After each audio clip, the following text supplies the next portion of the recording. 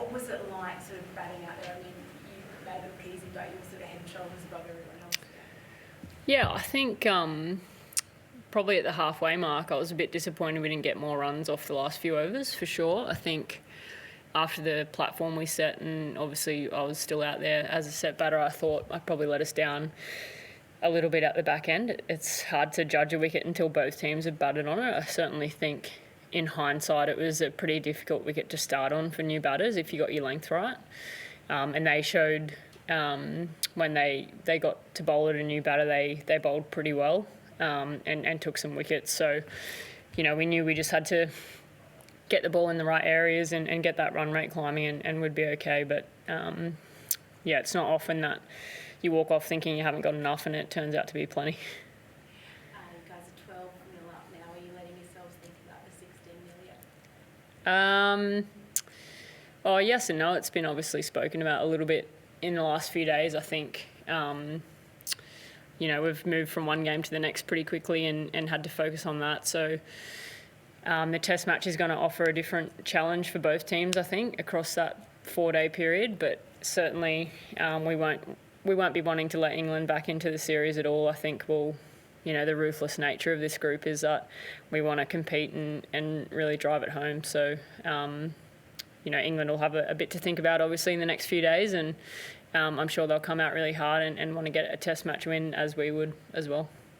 The turnaround from sort of that 8 draw in England last year is just, really marked in terms of you guys being so incredibly dominant of this series.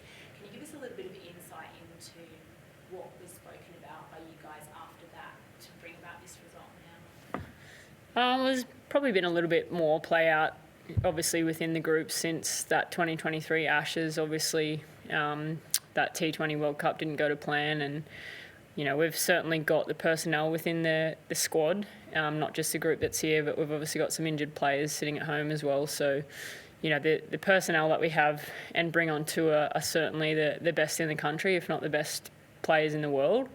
And I think we probably just had been letting ourselves down a little bit in different areas of the game, that we wanted to really, put a marker out there and keep moving the women's game forward.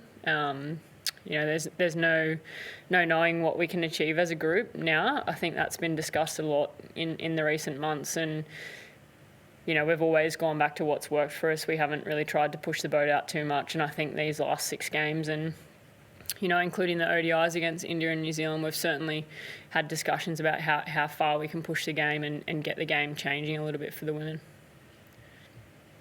What's this MCG test mean for you personally? Yeah, it's going to be awesome. I think, we obviously don't get to pull on the baggy green too often. The pink ball behaves a little bit differently, so that'll create some challenges. I'm just really looking forward to the spectacle of the game, to be honest. We're pumped that we're 12-0 up. It certainly would have been nice if we played the test match while the series was still on the line, maybe earlier in the series, but that wasn't to be. I think there's a lot of people I know that are very close to me that are flying down to watch and be part of hopefully something really special with this Australian team. So I think on an individual front and as a group, it's come at a great time for us to basically just show off our skills and really enjoy playing the 4-day game. The pink ball factor, again, personally, we've faced much of that. We've seen test matches here, the ball hit around at dusk and whatnot, but how different a game of cricket do you expect the pink ball to make it?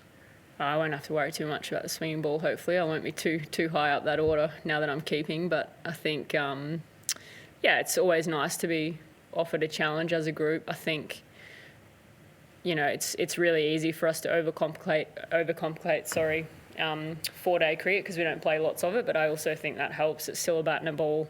I think sometimes as athletes you can outthink yourself before you've even gone out there, and the message certainly from me would be for everyone to play their natural game and play it as they see it and not try and get too far ahead of themselves. So it's certainly been nice to be out there and hopefully a decent crowd.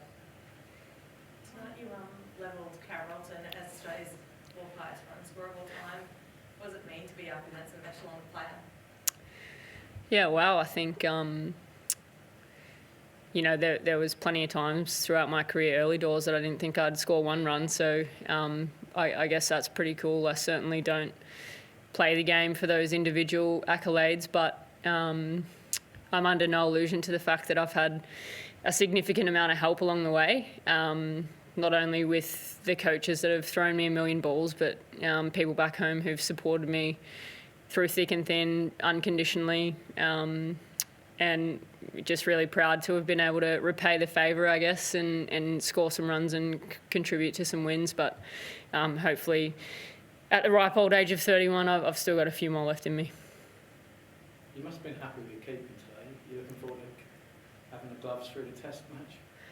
Yeah, it's been nice to have an extended run at it for sure. I think Elise has done a wonderful job behind the stumps for a long period of time for Australia. And, you know, I mentioned tonight to a couple of people, I think, you know, I take pride in the fact that I can offer the coaching staff and selection panel different options, whether it's in the batting order or obviously behind the stumps or in the field. So, yeah, it'll be a nice challenge for me.